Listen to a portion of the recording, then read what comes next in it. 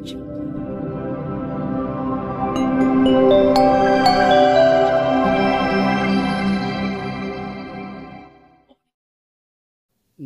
tassa bhagavato arahato samma sambuddhassa. Namo tassa bhagavato arahato samma sambuddhassa. Namo tassa bhagavato arahato samma sambuddhassa. Sukang supahiterike katwa colena paruta. Upasanto hiteraku sukadakang wa kumbiyanti. Tidurlah dengan damai, bikuni kecil. Terbalut jubah yang engkau jahit sendiri, karena keinginanmu telah dipadamkan, bagai sayuran rebus mengering dalam panci. Kudaka Nikaya Anyathara Terigata.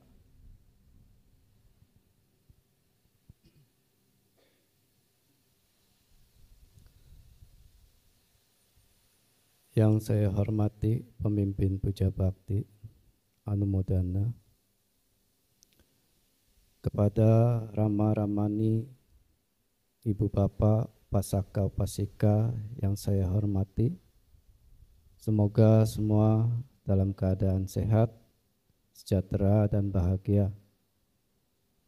Terimalah salam dalam Dhamma, Sukihontu, Namo Buddhaya.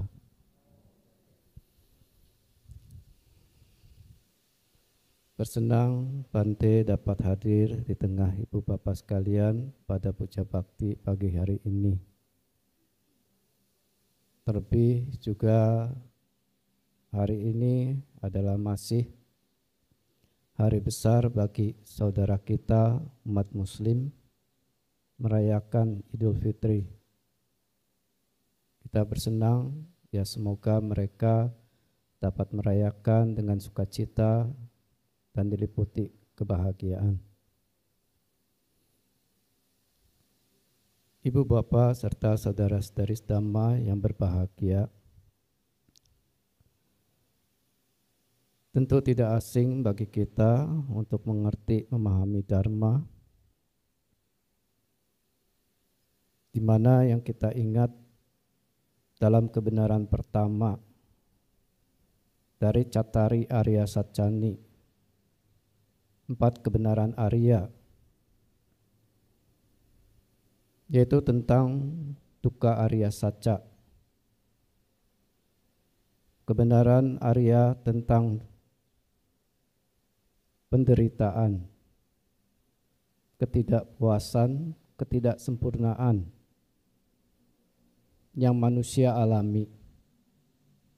Nah, kita sudah hafal itu, ya. Jatipi dukkha, Vyadipi dukkha, Maranampi dukkha, dan seterusnya. Ya. Ketuaan, kelahiran adalah penderitaan, usia tua adalah penderitaan, penyakit adalah penderitaan, kematian adalah penderitaan, berpisah dengan yang dicintai adalah penderitaan, berkumpul dengan orang yang tidak kita cintai, penderitaan, tidak mendapatkan apa yang diharapkan, penderitaan. Nah, apa yang dialami manusia inilah sesungguhnya titik mula awal segala pertanyaan. Kita bertanya, kenapa saya lahir? Kenapa saya tua? Kenapa saya sakit? Kenapa saya meninggal? Dan sebagainya. Betul? Dan inilah pencarian kita untuk mencari arah yang lebih baik, sesuatu yang lebih baik. Karena kita mengerti ini, kita mencari pencarian yang lebih baik dari hal-hal yang telah ada saat ini. Tetapi sebelum kita mengembangkan seluruhnya, apapun, sepatutnya kita harus melakukan suatu analisis secara menyeluruh. Secara menyeluruh dan dengan tepat mengamati kenyataan dengan saksama. Ini yang harus kita lakukan. Kisah eksistensi yang merupakan totalitas penderitaan, ketidaksempurnaan, ketidakpuasan ini dibabarkan oleh Buddha. Ketika beliau membabarkan Cattari Arya Sacani ini. Yang singkatnya dikatakan, 5 gugusan pembentuk adalah penderitaan, pancu padana kanda, atau batin jasmani ini. Berbicara tentang batin jasmani ini menandai dan mencakup keseluruhan dari semua fenomena yang terkondisi. Sangkata dhamma sesungguhnya, yang sesungguhnya selalu berubah.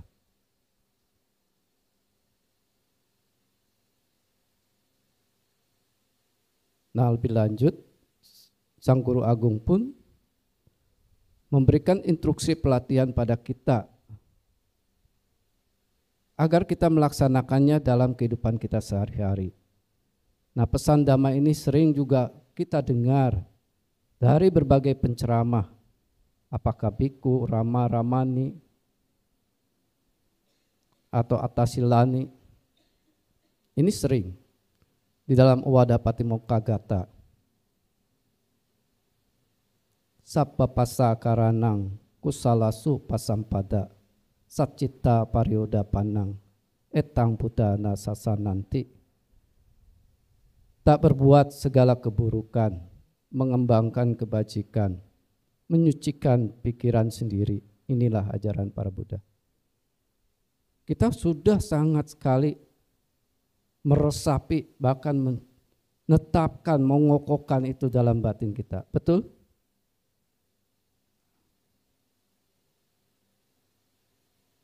Tetapi, mengapa kita masih menderita?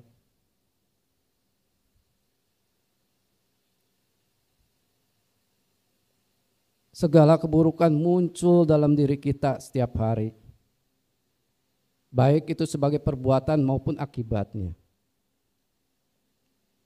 Segala kebajikan telah kita lakukan, tapi belum memunculkan sebagai akibat baiknya. Nah, kadang kita melihat hal itu, merasakan hal itu, mengalami hal itu. Kenapa keburukan-keburukan ini muncul dalam diri saya terus-menerus? Apakah itu sebagai perbuatan, action, maupun sebagai reaksinya, akibatnya. Tetapi dari sisi kebajikan-kebajikan yang kita lakukan, kadang sulit memunculkan akibat baiknya.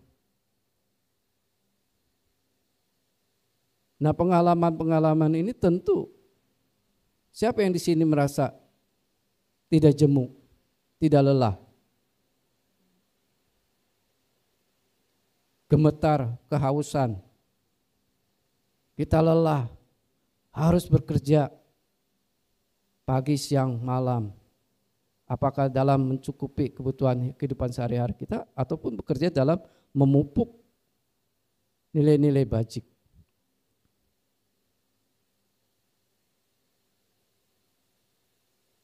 Jemu, kenapa? Segalanya berubah. Tidak sesuai dengan ekspektasi kita.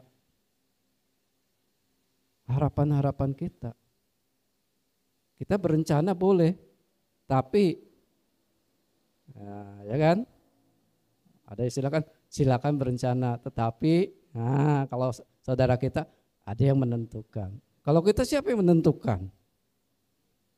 Nah, itu diri sendiri apa berkompetensi terhadap hal itu? Nah, dilema lagi kita. Ya.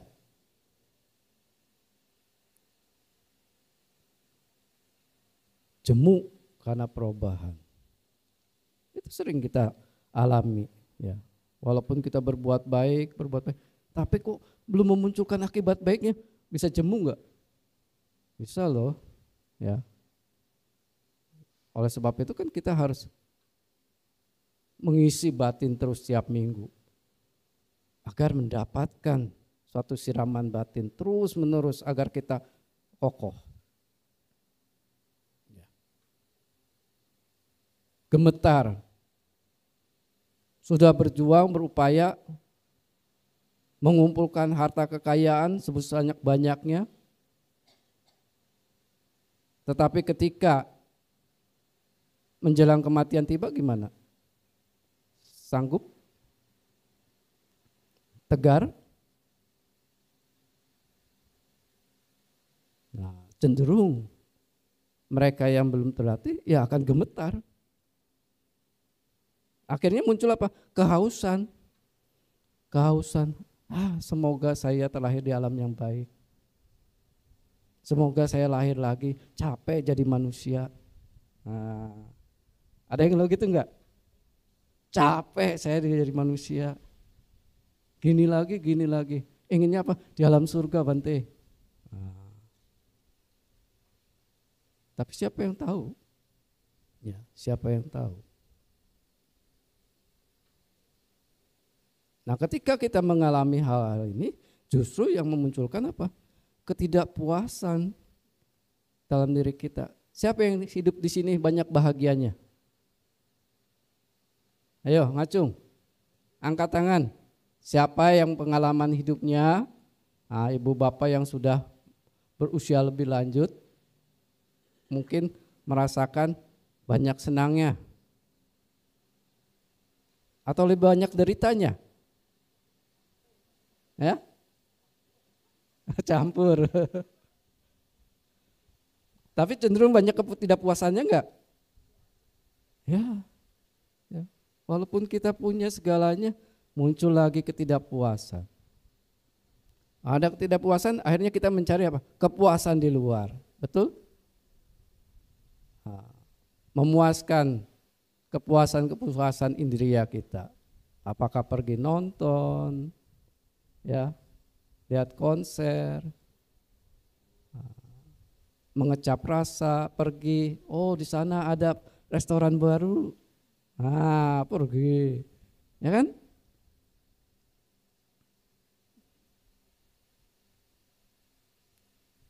Dan menyegarkan tubuh jasmani kita. Mungkin kebaktian seperti sebelum hari libur enggak segini ya, pasti jauh lebih banyak ya.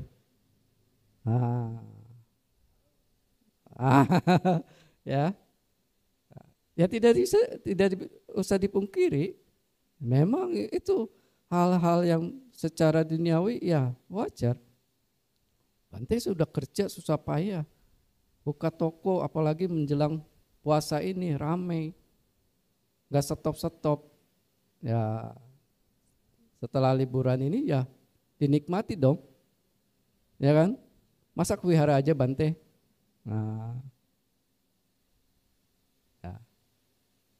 Nah itu muncul mencari kepuasan di luar, sehingga apa? Pikirannya menjadi kacau, tidak terpenuhi gelisah, terpenuhi juga gelisah karena apa? Macet, jalan-jalan macet, ya begitu. Sehingga di situ tidak memiliki kita pengertian yang jernih, konsekuensinya yang apa kita ambil ini. Sehingga apa? Pikiran ini nggak mudah terkonsentrasi, cenderung terbawa ke arah perasaan-perasaan. Kalau perasaan menyenangkan muncul bentuk-bentuk hasrat-hasrat lebih jauh. Kalau muncul perasaan tidak menyenangkan, muncul kemarahan, kebencian, kegelisahan dan sebagainya. Ya. Sehingga apa? Pikiran akhirnya mengembara ke sana kemari. Mengembara ke sana kemari. Dan Indra-indra kita pun menjadi akhirnya kendur. Lihat sembarang lihat, mendengar sembarang mendengar, membaui sembarang membaui. Yang didorong oleh apa? Oleh pengotor-pengotor batin kita.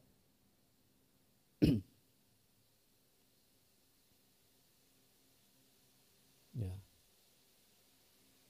Oleh sebab itu kita ingin mencari, sudah lelah, jemu, gemetar, kehausan.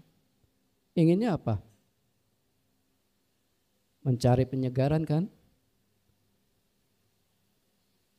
Minuman sejuk, pemandian yang sejuk, tempat berteduh yang menyenangkan.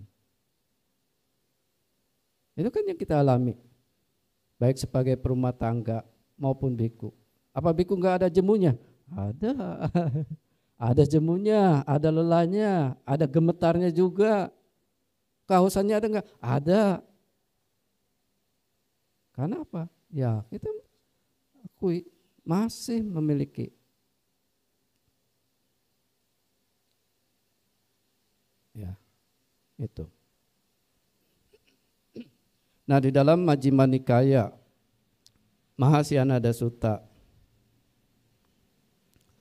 Sang Buddha mengilustrasikan ada 6 jenis manusia atau orang. Ya. Nah ini cenderung pada diri kita. Karena rasa jemu, lelah, gemetar, kehausan, ya kadang kita salah mengambil arah jalan. Ada satu orang yang di dalam sutta ini diilustrasikan mengambil jalan langsung menuju bara api. Nah ini kadang kita mengalami ya. Karena lelah jemu memunculkan apa? Rasa marah kita, kebencian kita, ketidaksenangan kita. Ya. Kita mengambil jalan langsung ke situ, memutuskan saya harus dengan marah baru puas. Ya kan? Kalau kita misalnya dituduh oleh seseorang tidak tepat, cenderung apa? Untuk memuaskan alibi itu. Nah, kemarahan kita muncul. Rasa tidak bersenang kita muncul. Ya. Kok saat ini harusnya kan minal aidin wal faizin ya. Saling maaf memaafkan. Ya. Tetapi kenyataannya ketika kita lelah segala jemu hal itu muncul, wah, kemarahan ini datang. Inilah jalan yang pertama, orang langsung menuju jalan bara api yang tanpa asap dan tanpa api terlihat. Kita terjebak di dalamnya, mengalami perasaan yang menyakitkan, membakar, menyengat kita. Nah bayangkan, bila orang yang mengambil jalan ini, jasmaninya padam, akan kemana? Masuk ke alam neraka. Ya. Nah kedua, ada orang yang tanpa mengetahui arah yang pasti dan benar, mengambil jalan langsung menuju kubangan kotoran. Pikirannya diliputi oleh hal-hal yang sifatnya spekulatif, skeptis, keraguan-raguan. Kesana ikut, tanpa ada prinsip keteguhan. Ya. Nah dia masuk, terjebak dalam kubangan kotoran yang bau, menjijikkan dan memuakkan. Dia tidak berdaya untuk melepaskannya, karena tidak tahu arah. Kesini ikut, kesana ikut, tanpa ada prinsip keteguhan. Ya. Nah, orang yang seperti ini kalau padamnya jasmani kemana? Nah, alam-alam binatang. Ini tipe yang kedua.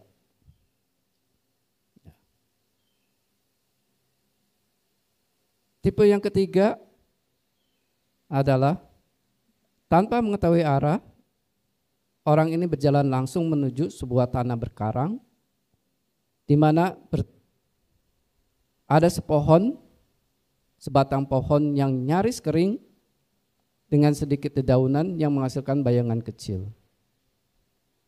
Dia berbaring, berteduh di bayangan kecil itu, tapi masih merasakan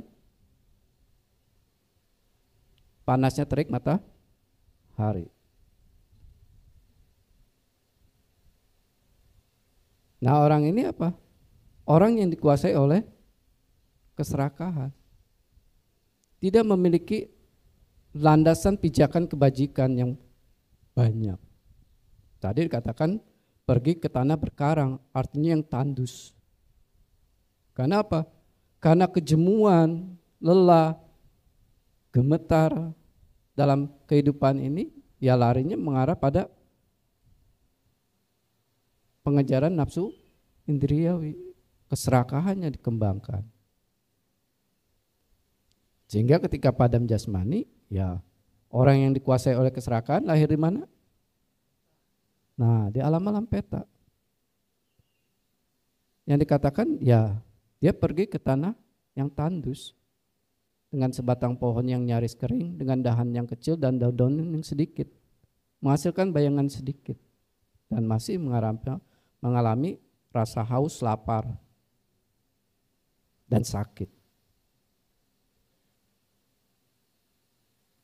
Nah, tipe yang orang keempat adalah seseorang yang tidak mengetahui jalan, mengambil jalan menuju tanah yang subur dengan pohon yang rimbun dedaunannya, dengan cabang-cabang yang besar dan menghasilkan tudung keteduhan yang besar.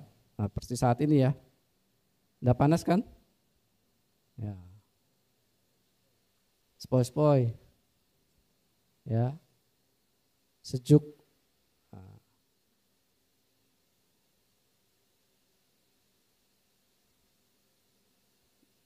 Duduk berbaring di kerindangan pohon tersebut. Menikmati panas, hindaran dari panas terik matahari. Nah, inilah menunjukkan alam manusia. Saat inilah kita yang bagaikan Sang Buddha katakan, kita berpijak mengarah pada pohon besar di tanah yang subur. Karena berpijak pada landasan kebajikan yang banyak. Nah, kita menikmati kerindangan kebajikan yang kita peroleh sebagai manusia. Tetapi kita harus beranjak ketika matahari ini bergeser. Betul? Ya. Musim dingin pun harus pakai mantel ya. Nah, kalau sudah hujan terus menerus, tidur udah pakai kaos kaki, pakai mantel, ya, gosok-gosok badannya pakai minyak gosok, ya. Yang mengarah apa? Ya kita mengarah pada ketuaan. Orang tua begitu ya. Nah iya. Jadi nanti adik-adik muda juga janeran ya. Jangan, oma bau, bau minyak angin. Nggak usah ngomplain. Nanti kita juga gitu. Kita tidur pakai kaos kaki, pakai mantel, gosok-gosok. Betul ya Bu ya? Nah, iya. Itu hal yang wajar. Ya. Nah, jadi walaupun kita sudah berada di situ, tapi kita harus beranjak, kita harus mempertahankan kesejahteraan kita. Karena apa? Matahari ini bergeser. Dan belum menemukan air untuk menghilangkan dahaga kita. Nah, tipe orang yang kelima adalah seseorang yang tidak mengetahui jalan, memasuki jalan ke wisma yang lapang dengan dinding di dalam maupun yang di luar tebal, aroma dupa di depan jendela, dengan pagar pengaman yang menyenangkan. Nah, di dalamnya terdapat dipan yang indah, selimut spray dari bulu antelope yang lembut. Ya. Dengan permadani, kemudian dengan bantal merah dan bantal merah di kepala dan di kaki. Kalau orang Cina senang warna merah ya. Kenapa? Hoki ya.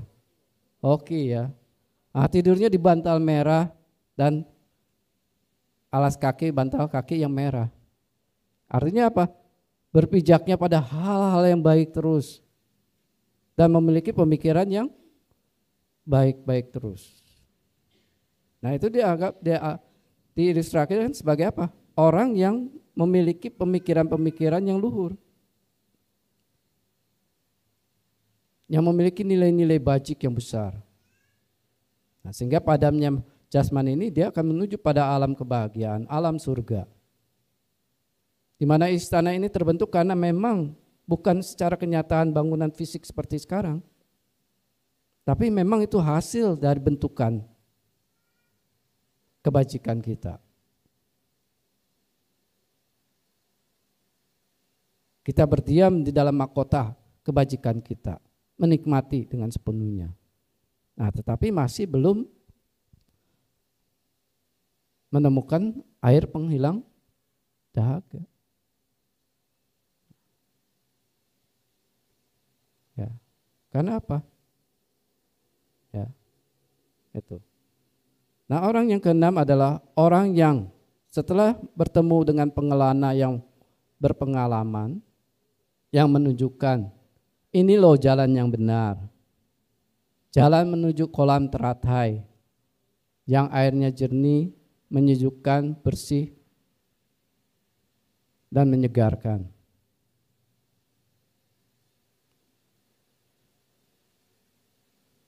Setelah berada di kolam itu, orang ini pun menenggelamkan dirinya di air tersebut, menghilangkan kekeringan tubuhnya, menyegarkan tubuhnya, mandi, minum, dan memuaskan, menghilangkan rasa dahaga.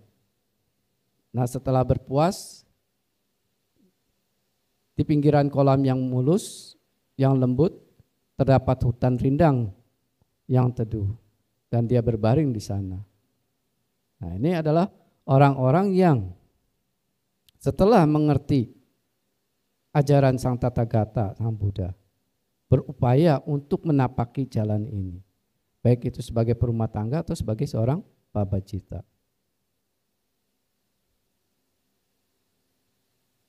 Karena apa? Penderitaan ini disebabkan oleh karena ketidaktahuan, kekelirutahuan, ketersesatan kita, ketidakberpengertian kita tentang apa? Dunia.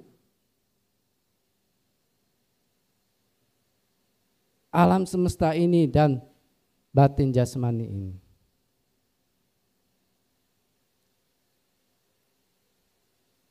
Karena kemunculan penderitaan ini bersebab, ya.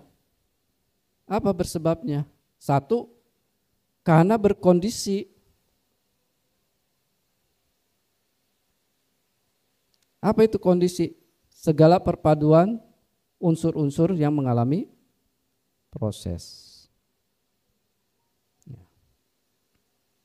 Nah, Bapak Ibu sekalian yang memiliki pengalaman banyak, sejauh dilihat, diketahui, ada enggak yang kita ketahui tidak berkondisi, yang kita alami? Di dunia ini yang terlepas dari kondisi, ada tidak? Yang enggak ada perpaduan, yang tidak mengalami proses. Sejauh pengalaman apa yang dilihat, didengar. Nah, ini satu hal sebab.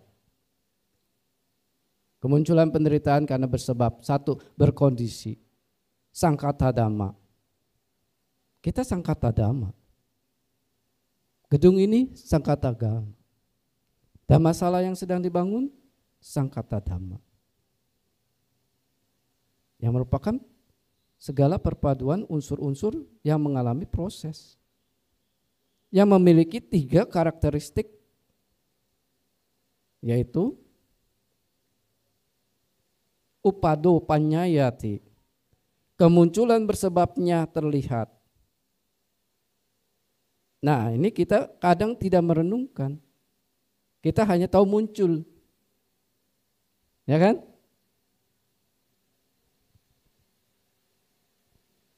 Dapat sesuatu yang menggembirakan, senang.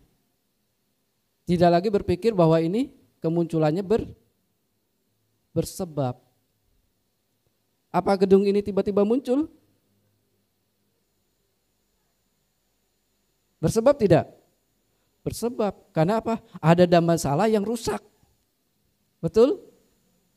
Karena rusak, muncul niatan. Ini harus dirubah. Usianya sudah tua, ya.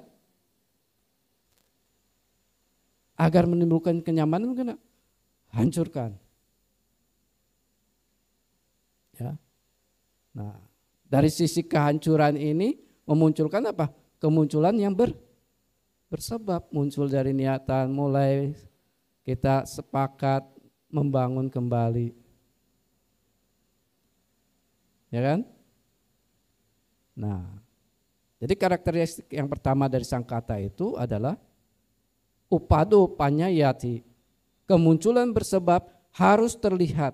Nah, orang kalau tidak melihat ini, inilah yang kadang begitu tiba-tiba berubah apa? Kecewa.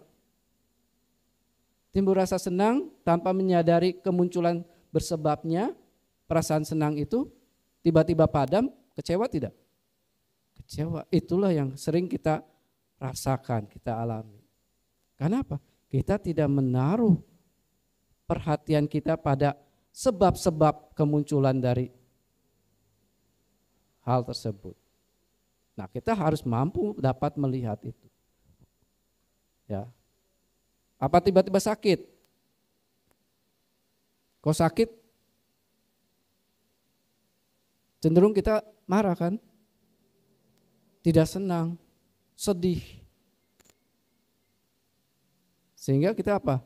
Menimbulkan penderitaan bagi diri kita dan orang lain. Coba kalau kita merenung, oh iya saya sakit, bersebab, menelusuri sebabnya. Oh, ada kebodohan saya. Karena melakukan tindakan-tindakan yang tidak cekatan. Tidak baik. Ini loh menjadi sebab penyakit itu. Nah, begitu menyadari sebab-sebab ini, kesedihan ini tidak akan muncul. Kenapa? Dia akan melihat kepadaman wayo panyayati, kepadaman bersebab ini pun harus terlihat.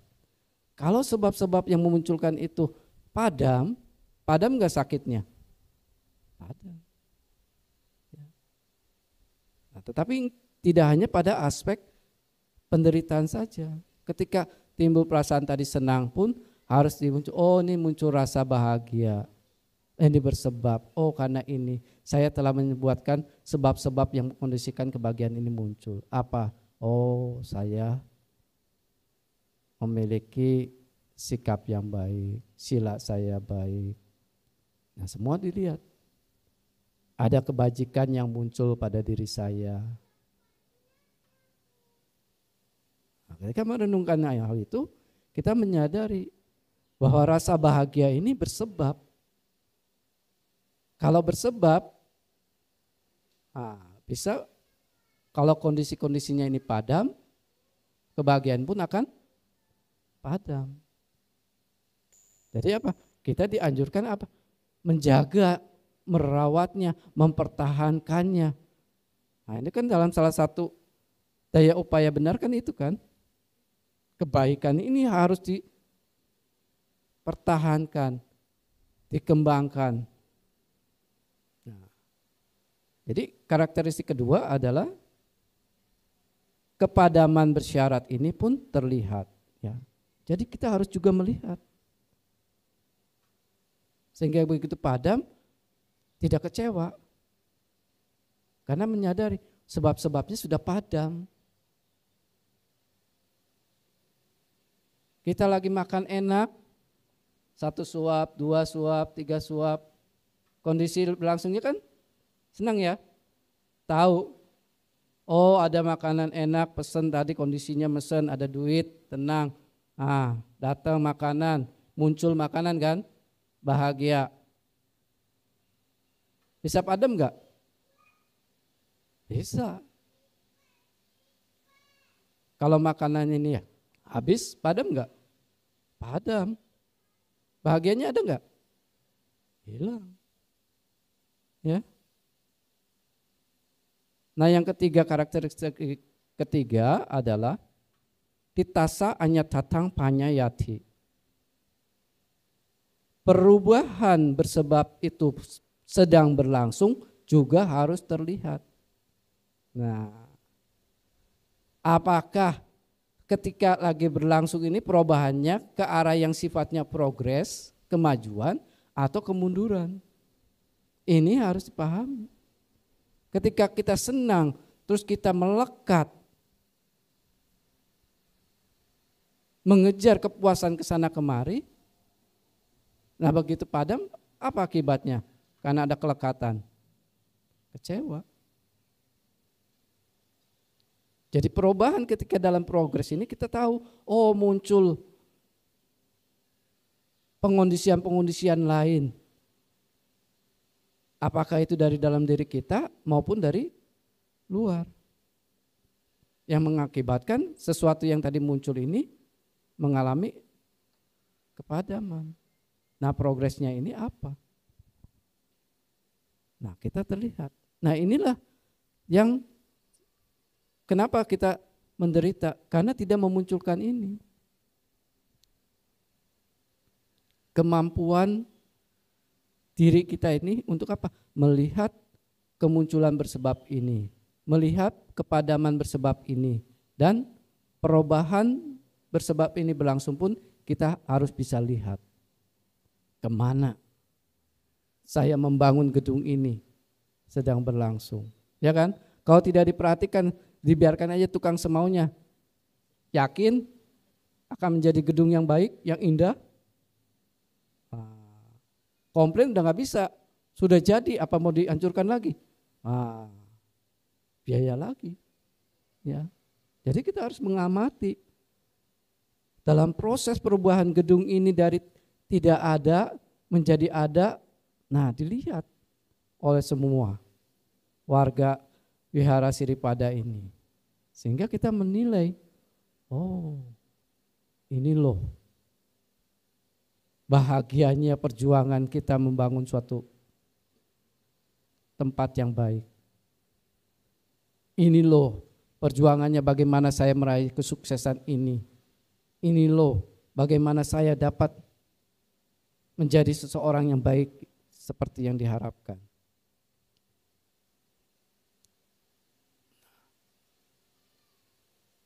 Nah, karena inilah derita itu muncul. Ya, karena kita tidak melihat. Dan sebab yang kedua adalah sesuai dengan dukkha samudaya Arya Saca, kebenaran kedua dari Cattari Arya Sacani, bahwa sumber duka adalah kegandrungan. Karena adanya apa? Karena kemunculan bersebab ini, batin jasmani ini muncul, sehingga mengkondisikan kegandrungan, tanha, asawa, kilesa, ataupun apapun sebutannya, ya, anusaya, niwarana, samyojana, dan sebagainya, yang identiknya ada apa? Loba, dosa, moha. Inilah yang sebab penderitaan.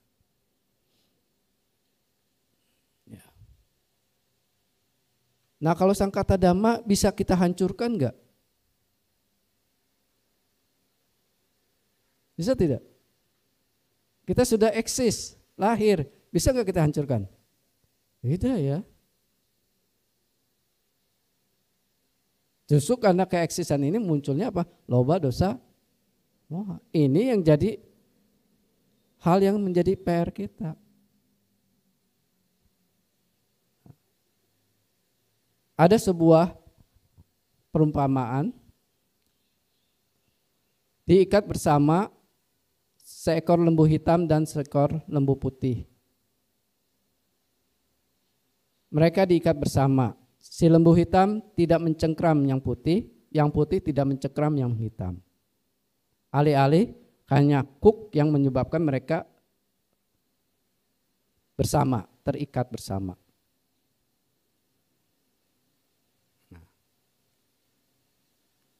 Demikian pula sebenarnya dalam hidup kita ini, indria kita, indria dalam, mata, ini tidak mengikat indria-indria luar. Dan indria luar pun tidak mengikat indria dalam kita.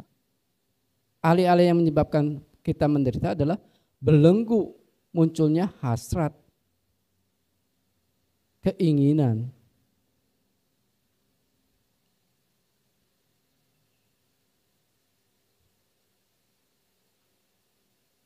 Ya rupa mengikat mata. Mata belenggu dari rupa. Nah ini ada. Inilah eksistensi dari hidup. Inilah kehidupan. Indria kita berhubungan dengan objek luar.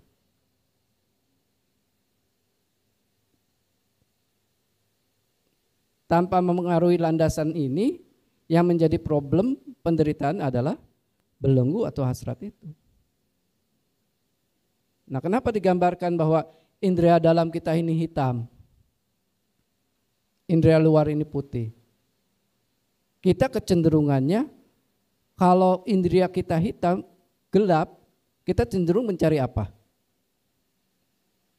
Sisi terang kan? Sisi terang. Nah, sisi terang ini yang sekarang terus berkembang.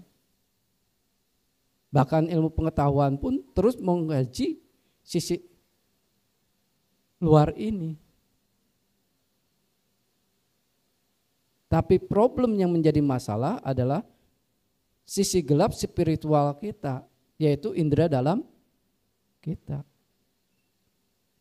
Bagaimana ketika melihat tidak memunculkan belenggu-belenggu batin, loba, dosa, moha. Ya, itu.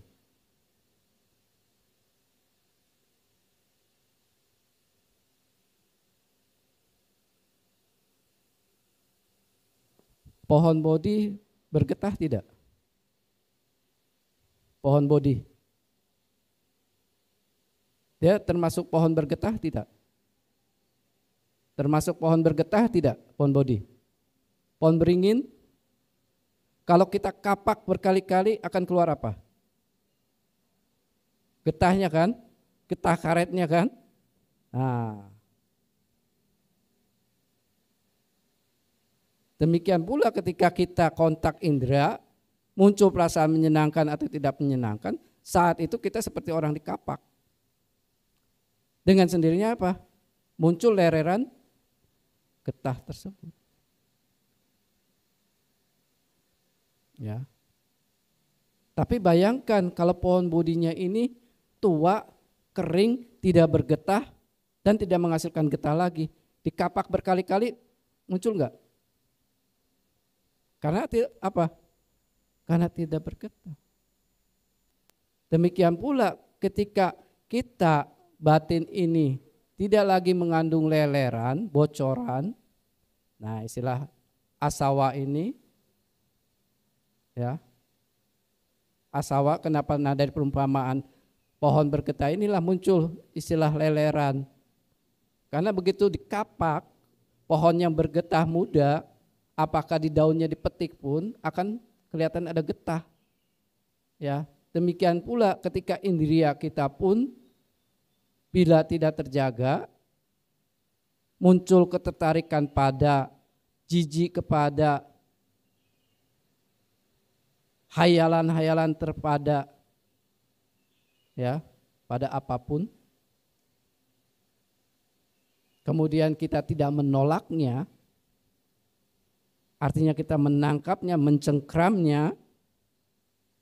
Ketika ada ketertarikan, tidak menolak terhadap hal yang menjijikkan, yang tidak menyenangkan, tidak menolak terhadap hal-hal yang bersifat hayalan, walaupun sifatnya kecil pemaparan itu pada indera kita, noda-noda batin akan muncul. Ya. Nah, apalagi kalau betul-betul objek yang memapar kita itu kuat, penting. Misalnya apa? Istri kita, suami kita, anak kita. Ya kan? Pekerjaan kita, mobil kita, istilahnya apa? Kita milikku. Nah, ya. Begitu terkapak, ya. Berubah, timbul perasaan menyenangkan atau tidak menyenangkan, bocoran-bocoran leleran itu akan keluar. Loba dosa moha. Nah, alang baiknya kalau kita menjadi pohon yang tua, kering, tidak bergetah dan tidak menghasilkan getah. Dikapak berkali-kali, muncul enggak loba dosa moha? Itulah arahat. Nah, kadang konotasi arahat dibilang jadi orang yang kering. Nah, kita kan sering ya di umat Buddha, wah jadi agama Buddha kering. Dalam arti konotasi apa? Coba Bante kasih suatu kalimat. Si pemabuk itu, alkoholik itu sudah kering. Artinya apa? Si pemabuk, si alkoholik itu sudah kering. Berarti sudah apa? Sudah tidak mau minum lagi. Ya, jadi arti kering itu jangan dalam arti negatif. Ya. Kita kadang udah khawatir umat Buddha nanti hidupnya jadi kering, nggak boleh ada keinginan. Ya. Nanti dulu. Ya. Kering dalam hal apa? Kering dalam hal loba dosa moha. Bukan artinya gersang menyusut dari hal-hal yang sifat bajik. Jadi umat Buddha gersang. Apa? Gak boleh banyak keinginan. Termasuk keinginan yang baik gak boleh. Nah, salah. Ya, salah.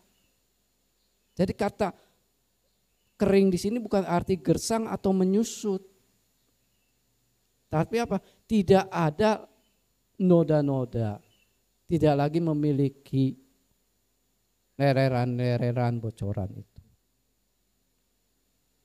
Nah, oleh sebab itu kita sebagai si pengembara yang sudah lama tersesat di padang pasir, ya kan, terpanggang oleh perubahan terus menerus, entah keberapa kita ini dalam mengembara, kita beruntung bertemu pengembara yang sudah pengalaman. Itu apa? Sang Buddha. Yang menunjukkan ini loh jalan. Yang sejauh ini kamu tidak lihat. Karena apa? Kita silau dengan matahari. Coba kita lihat matahari. Terus jalan. Nabrak enggak? Nabrak. Ya. Nah, karena kekeliruan, kebodohan batin kita silau. Nah, sehingga apa? Kita mengambil 5 jalan yang salah tadi. Lahir di alam neraka, lahir di alam binatang, lahir di alam peta, lahir di alam manusia, lahir di alam dewa. Bante kok jadi manusia sama dewa salah? Ya salah. Kenapa? Begitu terlahir di situ tercengkram oleh apa? Sangkata dhamma, mengalami apa? Tua, sakit, yang gak bisa dihindari. Tidak bisa ditolak. Ini nggak bisa dikikis. Yang bisa dikikis apa? Hanya loba dosa moha. Ya, loba dosa moha. Nah, Bapak Ibu sekalian, Oleh sebab itu, nah kita harus menjaga indera-indera kita. Sang Buddha katakan, kita cenderung tidak puas. Sudah tidak puas mencari kepuasannya di luar. Sehingga menyebabkan apa?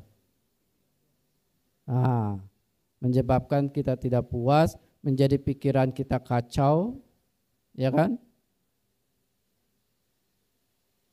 Tidak punya pemahaman yang jernih, melihatnya dari sisi kepuasan-kepuasan, hasrat, tanha, loba dosa moha. Tidak bisa berteguh, terkonsentrasi, artinya memiliki keteguhan, samadhi, keheningan batin. Pikirannya mengembara ke sana kemari. Sehingga apa? Indria-indria kita yang punya potensi besar jadi kendur, melemah, tidak melihat sisi kemampuan yang sesungguhnya dari indria-indria kita. Ya. Nah, Sang Buddha pun mengingatkan, hei, jangan melempari mengotorimu dengan kotoran. Orang yang terkena kotoran pasti bau, dengan sendirinya lalat-lalat akan mengejar. Betul nggak? Coba kita dilempari kotoran, plok.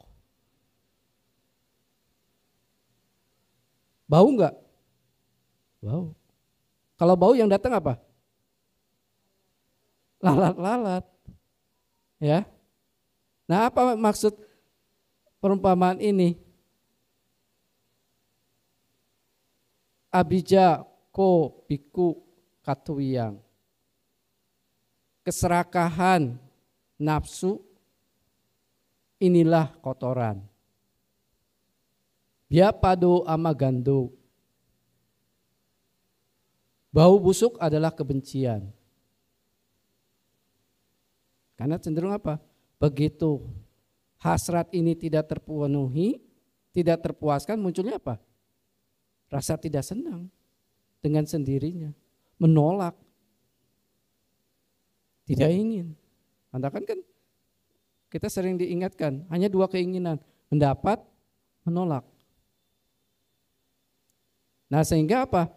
Bau busuk ini memancing lalat-lalat mengejar kita, memancing, memunculkan pemikiran-pemikiran dalam diri kita, rencana-rencana, pertimbangan-pertimbangan, memori-memori muncul dalam diri kita, yang dimana hal ini membuat kita tertindas, seperti halnya kita dikejar-kejar oleh lalat tersebut. Muncul begini, rasa curiga, praduga, macam-macam. Ya. Nah, karena kita tidak bisa melepaskan ini, kita cenderung menjadi apa? Paranoid, stres, khawatir, berlebihan dan sebagainya. Ya.